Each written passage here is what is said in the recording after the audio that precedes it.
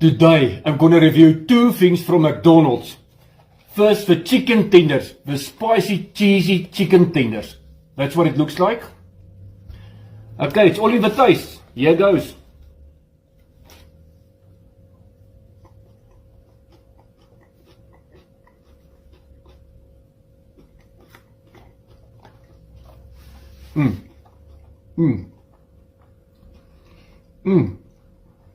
Exceptional. I think we got a winner here. Alright, this chicken tenders, it's extremely nice. 8.6 out of 10. And then also, the McPops. It's a new thing. That's what it looks like. Got chocolate apparently in the middle. So here goes.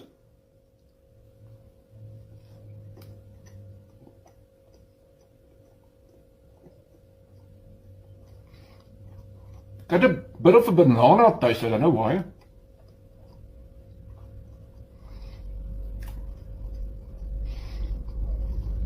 I'm not that fond of it. I'll give this a 7.5 out of 10. Cheers guys, till next time. Love you all right.